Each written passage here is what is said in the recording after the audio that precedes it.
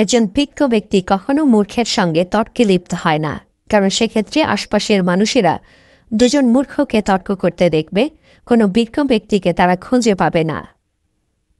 একদিন দুটি গরু একটি জলাশয়ের পাশে দাঁড়িয়েছিল। একটি গরু বলল, ওই জিনিসটা দেখেছ? ওটা একটা কুমির। কিন্তু দ্বিতীয় গরুটি বলল, আরে না, ওটা একটা গাছের গুঁড়ে। প্রথম গরু বলল, আরে না, ওটা একটা কুমির। কিন্তু দ্বিতীয় গরুটি নিজের অবস্থানে অটল থাকলো এই বলে যে এটা একটা গাছের গুঁড়ি। দুইজনের মধ্যে তর্ক তীব্র হলে প্রথম গরুটা প্রমাণ করার চেষ্টা করল যে ওটা আসলেই একটা কুমির, কিন্তু দ্বিতীয় গরু কিছুতেই তার অবস্থান থেকে সরে আসতে রাজি নয়। এবার প্রথম গরু তার বক্তব্যের সত্যতা প্রমাণ করার জন্য লাফ দিয়ে কুমিরের উপর উঠে গেল এবং কুমির চোখের পলকে গরুটিকে পানির নিচে নিয়ে গেল। দ্বিতীয় গরুটি এবার বুঝতে পারল যে ওটি আসলে একটি কুমির ছিল। সে এবার তার পরের গরুটিকে বোঝাতে চেষ্টা করে যে ওটি আসলে কুমির, কিন্তু তৃতীয় গরুটি তা মেনে নিতে রাজি হয় না। এভাবে এই চক্রটি চলতেই থাকে। আপনার জীবনেও আপনি এমন অনেক মানুষ দেখেছেন যারা কঠিনভাবে তাদের বক্তব্যে অটল থাকার চেষ্টা করে এবং তাদের বক্তব্য ভুল হওয়া সত্ত্বেও একথা প্রমাণ করতে চায় যে তারাই সঠিক কথা বলছে। আপনি হয়তো বলবেন, এ ধরনের মূর্খদের সঙ্গে চুপ থাকাই শ্রেষ্ঠ পন্থা। কিন্তু প্রশ্ন হচ্ছে, বাস্তব জীবনে কি তা সম্ভব? মূর্খ লোকদের সঙ্গে কথা বলতে গেলে সবসময় কি চুপ থাকা যায়? ওই ব্যক্তি হতে পারে আপনার পরিবারের কেউ কিংবা আপনার অফিসের সহকর্মী। সেক্ষেত্রে তো তাদেরকে এড়িয়ে যাওয়া সম্ভব নয়। কাজেই আপনাকে সব মানুষের সঙ্গে কথা বলার কৌশল জানতে হবে। 800 বছর আগে এমন কিছু কৌশল শিখিয়ে দিয়ে গেছেন প্রখ্যাত ইরানি কবি ও বিজ্ঞ আলেম শেখ সাদি। তিনি তার কবিতায় সমাজের নানা অসঙ্গতি তুলে ধরে আটপাটের টক্সিক বা বিতাক্ত মানুষগুলোর সঙ্গে কিভাবে মিলেমিশে থাকা যায় তার কৌশল বলে দিয়েছেন। আজ আমরা শেখ সাদি রহমতুল্লাহ আলাইহের সহযোগিতায় মূর্খ লোকদের সঙ্গে তর্ক করে কিভাবে জিততে হয় তার 5 নিচ্ছি। আপনি কারোর দৃষ্টিভঙ্গি বদলে দেওয়ার জন্য তার সঙ্গে তর্কে লিপ্ত হবেন না। শেখ সাদি তার গুলিস্তান কাব্যগ্রন্থের এই কবিতায় বলছেন, যে ব্যক্তি মুখের মিষ্টি কথা বোঝে না, তার সামনে যতই গজল গাওয়া হোক না কেন তা তার মাথায় ঢুকবে না। বাস্তবতা হচ্ছে, সৃষ্টির শুরু থেকে আজ পর্যন্ত কোনো মূর্খ ব্যক্তি একথা স্বীকার করেনি যে তুমি ঠিক বলেছ, আমার ভুল হয়েছে। এ কারণে শেখ সাদি এ ধরনের মানুষের সঙ্গে যথাসম্ভব তর্ক এড়িয়ে চলার পরামর্শ দিয়েছেন। তিনি এখানে বলছেন, একজন খারাপ মানুষ যেমন ভালো মানুষের সঙ্গে ওঠাবসা করলে সবাই তাকে ভালো মানুষ বলে ভাবে, তেমনি একজন ভালো মানুষ খারাপ লোকদের মধ্যে থাকা অবস্থায় খারাপ লোকগুলো যদি কোনো অপরাধ করে বসে, তাহলে তাকেও সেই অপরাধের দায় মাথায় নিতে হয়। তাই তুমি মূর্খদের সঙ্গে ওঠা বসা করবে না, তাহলে সবাই তোমাকে মূর্খ বলে গণ্য করবে। শেখ সাদি তার গুলিস্তান কাব্যগ্রন্থের অন্যত্র বলেন, সেতারের সুর যত তীব্রই হোক না কেন, ঢোল পেটানো শুরু হলে সেতারের শব্দ কানেই আসে না। তেমনি শরীরে আতর মেখে মুখের রসুনের গন্ধ দূর করা সম্ভব নয়। এতক্ষণ আমরা যেসব কথা বললাম তার সারমর্ম হল, আপনি মূর্খের সঙ্গে তর্কে লিপ্ত হবেন না, কিন্তু যদি কোনো কারণে তর্ক শুরু হয়ে যায় তখন আপনি কিভাবে পরিস্থিতির নিয়ন্ত্রণ গ্রহণ করবেন। চলুন তার 5টি কৌশল জেনে নেওয়া যাক। আমরা কৌশলগুলো বর্ণনা করার সময় শেখ সাদির কবিতাগুলো এড়িয়ে যাব, কারণ তাতে সময় বাঁচবে। প্রথম কৌশল, একথা জিজ্ঞাসা করবেন না যে কেন, বরং প্রশ্ন করুন কিভাবে। ধরুন, আপনার অধীনে একটি টিম একটি প্রজেক্টের কাজ সময় মতো শেষ করতে পারেনি। আপনি যদি প্রশ্ন করেন দেরি হলো কেন, তাহলে তাদের আত্মসম্মানে লাগবে এবং বিষয়টি ব্যাখ্যা করার জন্য তারা মিথ্যার আশ্রয় নিতে পারে। কিন্তু আপনি যদি বলেন যে দেরি হয়েছে, কিভাবে তার ক্ষতি পুষিয়ে নেওয়া সম্ভব, এ প্রশ্নের মাধ্যমে আপনি তাদেরকে প্রকল্পটি সঠিকভাবে এগিয়ে নেওয়ার উপায় খুঁজে বের করার আহ্বান জানালেন।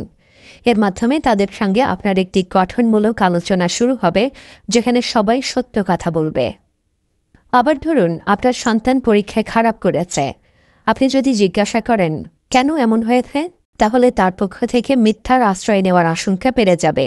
কিন্তু আপনি যদি তাকে জিজ্ঞাসা করেন তুমি পরের পরীক্ষায় আরও ভালো করার জন্যে কিভাবে প্রস্তুতি নিতে পারো, তখন আপনি তাকে ভালোভাবে পড়াশোনা করতে উৎসাহিত করলেন। দ্বিতীয় কৌশল, আলোচনায় আপনি মূল বিষয়ে থাকুন, গুরুত্বহীন পয়েন্টগুলো এড়িয়ে চলুন।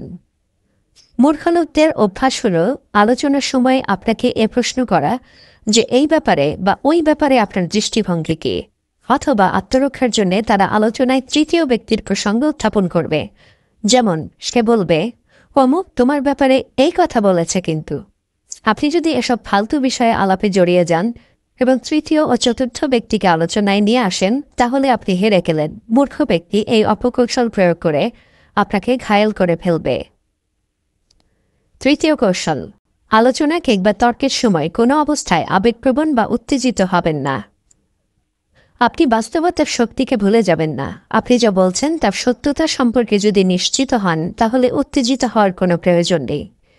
আপনার প্রতিপক্ষ তো মূর্খ, কিন্তু আপনিও যদি আগ্রাসী ও জেদি মনোভাব ব্যক্ত করেন, তাহলে আপনিও তো সেই মূর্খ আচরণই করলেন। এ কারণেই বলা হয়, একজন বিজ্ঞ ব্যক্তি কখনো মূর্খের সঙ্গে তর্কে লিপ্ত হয় না, কারণ সেক্ষেত্রে আশপাশের মানুষেরা দুজন মূর্খকে তর্ক করতে দেখবে, কোনো বিজ্ঞ ব্যক্তিকে তারা খুঁজে পাবে না। চতুর্থ কৌশল, যে বিষয়ে আপনি নিজে নিশ্চিত জ্ঞান রাখেন না, সে বিষয়ে তর্কে লিপ্ত হবেন না।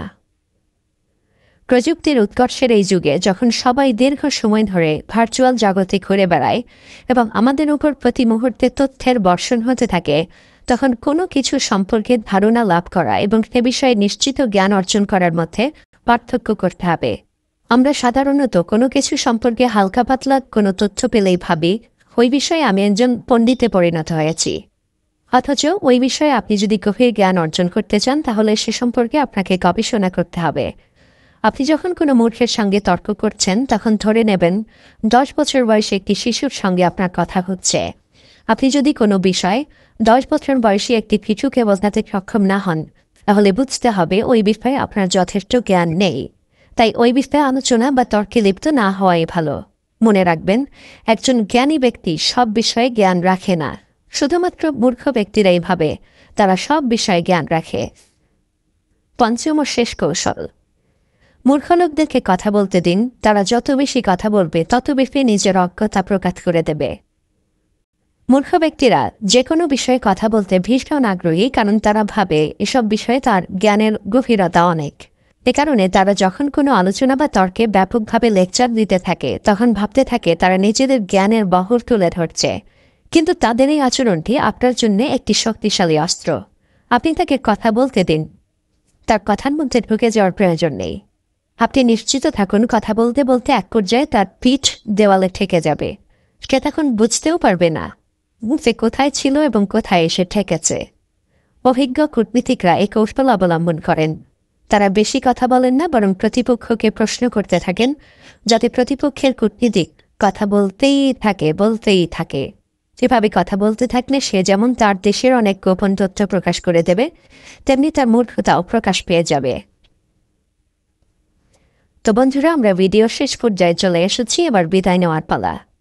যারা আপনাকে কষ্ট দেয়, তাদের মোকাবেলায় কিভাবে টিকে থাকবেন তা যদি জানতে চান, তাহলে স্ক্রিনে প্রদর্শিত ভিডিওটি আপনারই জন্য।